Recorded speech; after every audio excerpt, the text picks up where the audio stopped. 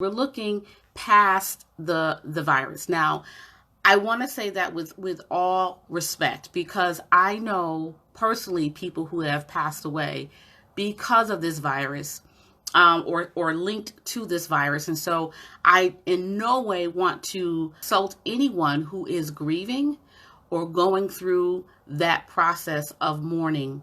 I do not in any way want to disrespect or dishonor your feelings. I would encourage you to reach out and get help. There is help out there.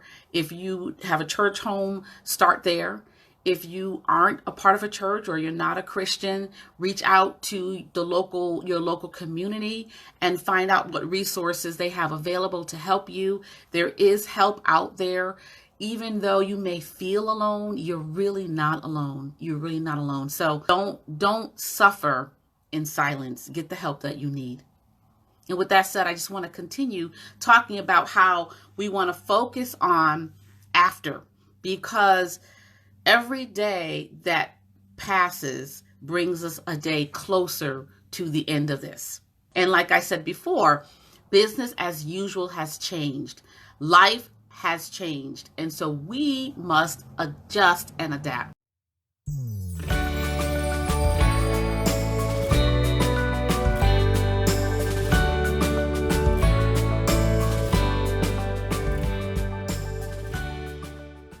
There is nothing new under the sun. And everything that we're experiencing now, somebody somewhere has experienced the same thing and even worse. And they have survived. And so that gives us hope for a positive and bright future. So today I want to talk about reframing. How do you reframe? When you are retraining your mindset, what you need to do is look at your existing skills. You need to then assess what new skills you might need to acquire. But you also need, I'd like to add this onto this, you also need to look at your life experiences, your knowledge, and the things that you're really good at doing. Because all of those things, within all of those things, perhaps could be skills that could be transferable. It's important that you understand that, because in order to reframe, or in order to look at things from a different point of view, you have to know what you bring to the table. And then you have to then be able to look and assess what the current conditions are, what the needs are, what the problems are, and then change your way of execution. Change your perspective on the things that you possess, and then repackage and represent them or represent them to meet that need. So you become a problem solver. You can now repackage and represent in a way that actually solves a problem, meets a need, and puts you in a position to not only be an answer of hope and encouragement, but also put you in a position where you yourself can thrive. I'm going to tell you a story, a true story that is based on a woman. Her name is Corrie ten Boom. Now, I was introduced to her life and her story in 2007, I believe. Yes, 2007. And the book was given to me as a gift. I was being laid off from a job, and I was wrestling with, what do you do next? And so a very insightful woman gave me this book. In that book, I learned her story. Now, Corrie ten Boom was born in the Netherlands in 1892. And she came from a line and a legacy of watchmakers. Her father and her grandfather had given her a legacy of being a watchmaker. And in fact, her family was known throughout Holland and even most of certain parts of Europe for their skill and their level of expertise and their experience and just the beauty of what they could do. So this was a rich legacy that she was born into. She was also born into a legacy of faith because her family were devout Christians And so she grew in her experience as a watchmaker, and she grew in her experience as a young woman of faith. And so, in fact, in 1921, she actually made history. She became the very first Dutch woman to be licensed as a watchmaker in the Netherlands. So that's historic in and of itself, especially in 1922. But one of the things that I loved about her is prior to her life, prior to the war, prior to life after the war, she was very active in helping teenage girls. She was very active in ministering to disabled persons. So her life is going fairly well. She's learning her trade. She's learning her craft. She's helping her father. She's carrying on her legacy.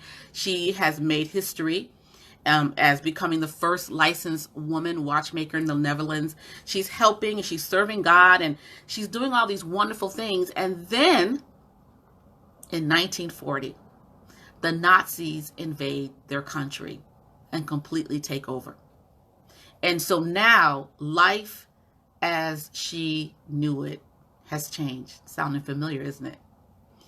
Yes, they knew about Hitler. They had been talking about Hitler for years, but it became real when it hit their front door, right? We heard about the virus over in China, but it became real when it came here. So in 1940, Nazis invade. Everything completely changes. As you can imagine, the terror and the torment that began when that happened. Now, a year later in 1941, something divine happened. This was a defining moment, not a divine moment. Well, it was divine, but it was a defining moment. Their neighbor, who was a Jew, had a business. I forgot the name of the business, but it was being raided by the Nazis. So the wife was not home at the time, but the husband was. This family, Corey's family, hid this man and kept him safe in their watch shop, which was right next door, until the Germans left. This was the beginning of how things changed. So she went from being a watchmaker to something else. Now listen closely, guys. We're talking about reframing, changing your perspective and using what you have to meet a need and to answer the call. So from 1941 to 1944, her entire family became a part of the Dutch resistance, and they created a hiding place. That's the name of the book. In her particular room, they built carved out like a room, put a false wall up to hide Jews and anyone else that was looking to be hidden from the Nazis at that time. And so for 3 years, they became a part of this underground movement. Well, they got ratted out, as they say. And so this was the beginning of the next level of crisis. Their home is raided. Corey and her family are taken off. They're beaten. Savagely, they're beaten. And they're taken off to jail. Her father ends up dying a few days later. She was in solitary confinement. Let's see what happened. There was just a series of events that happened to her. Her and her sister were pushed off into a labor camp. They were there. Her sister ended up dying 15 days before Corey was released. Corey was released at the end of that same year. So this all happened in a 1-year period of time. She was released, but she was released into a world that did not look the same, did not sound the same. Guys, is this sounding familiar to you? She was released to begin a life when she had nothing left. Her mother had died long before then. Her father was gone. Her sister had died. She did have 2 other siblings that were alive, but they were off doing their own thing. So she is here trying to figure out, what do I do next? How do I survive? How do I thrive? I survived, but how do I build again? How do I have a life after the crisis? How do I have life after the war? How do I make sense of this? I was trained as a watchmaker. My legacy is that of making watches and jewelry. All of that is gone. What do I do? Remember I talked about purpose and you're knowing your why? Corey was grounded in who she was in God. And she understood that her life came from him. And it was a gift, and it was given to her to use to bring him glory. And so she was able to regroup.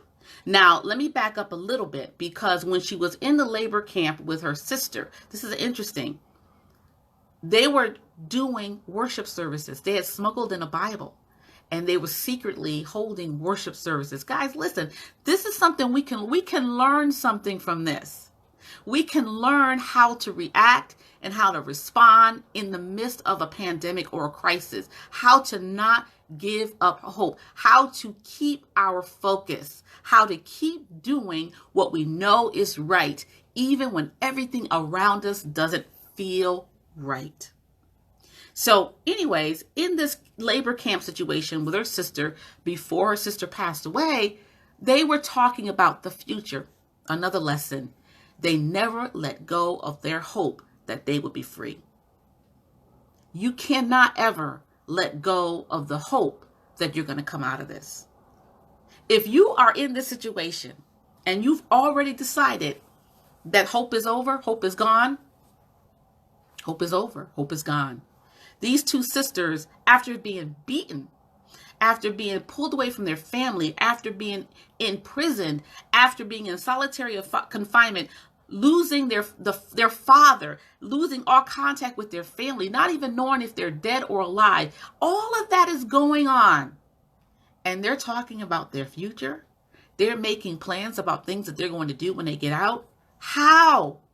How can a person do that? They hold on to hope. They hold on to their purpose. They hold on to the fact that as long as I'm alive, as long as I'm breathing, I have a chance to live again. I have a chance to dream again. I have a chance to plan again. I will thrive and be better than I was when I went in. So when she gets out, now her sister's gone. She's grieving her sister. But something in her says, no, I'm going to keep going. So she reframed her life. She took all of the supporting information that she had, her skills, her talent, her profession, her love for God, her love for people, her compassionate heart, her forgiving heart, and she re-enclosed it and repackaged it and represented it with a new twist and perspective. Guys, I hope you're hearing me, because this is the key. This is the key. So what does she do? She comes out and she sets up what she and her sister talked about. She set up a rehabilitation center, a home where survivors could come and convalesce, a place where displaced Dutch citizens could come and convalesce and get their bearings. So listen, she went from being a woman who was licensed to repair and restore watches, to becoming a woman who was anointed, appointed, and qualified by God through her faith to become a repairer of souls. She took her skills and transferred them into something that could answer a need and meet a call. She was driven. She had the example that her father and her grandfather left her. She had the word of God that was given to her. In fact, I want to read to you Isaiah 32:2. This is the verse that was confirmation for her father to decide to actually help the Jews. So this was their confirmation. So in Isaiah 32:2, it says, a man shall be as a hiding place from the wind. A man shall be a covering for the rough with rivers. A man shall be water in a dry place. A man shall be like a shadow of a great rock in a weary land. A man shall be the shelter. And in verse 1, it talks about the righteous man. And so the father was led by God to do what he did. And I believe that he shared that with his family. And I believe that that's what gave them the strength to keep going, because they knew this was part of their destiny. This was part of their road to their purpose. This was part of how they were going to glorify God and bring help to those around them. So she was able to went from becoming a watchmaker, someone who repairs watches, to one who is used by God to repair souls and to bring healing. And she was supposed to die. I forgot that part. When she was released, she found out later she was released because of a clerical error, that her group of women in her age group, because she was not a young person when she went in, were scheduled to be gassed in the chamber. In fact, they were. She was the lone survivor. God's hand was on her life. God intended for her to survive this. She understood that. And those defining moments, she made the right decision. And she was able to then reframe her experiences into a book. And so in 1971, she wrote the book, The Hiding Place, which I read in 2007. She was able to then travel to over 60 countries, spreading the message of hope and forgiveness through her experiences as a former survivor of a Nazi concentration camp. So many things could have happened to her in that camp. So many other things. As bad as it got, it could have gotten worse, but she was released. She was named in Israel as one of the righteous among nations, and she was knighted by the Queen of the Netherlands. This woman probably never thought her life would be that way. And I would imagine if she had to choose, she would have chosen differently for herself.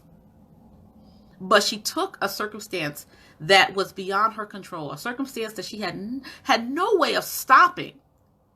And she was able to dig deep and stay grounded in her purpose and in her call. And she was able to take all the things that was happening to her, all the skills that she had learned ahead of time, all of her experiences that had happened up to that point. And she was able to change her focus, change her perspective, and reframe and repackage everything so that it created an environment that met the need that was currently there and caused her to thrive. So guys, I want to encourage you. Again, like I said, there's nothing new under the sun. You're here for a reason. You're alive for a reason. If you're watching me, you're alive. And if you're alive, there's hope. There's hope for a better future. There's hope for a better tomorrow. You have to believe that. You have to know it, and you have to believe it, and you have to move and act like it is so. Start planning for your life after. Don't say, well, I'll wait until this is over. No, start now. Say, you know what? I'm going to plan my way. And then I'm going to let God order my steps. I am going to act as if this thing is going to end, because it will. And I want to be prepared on the other side to maximize every opportunity that's given to me so that I can thrive and be better and stronger on the other side.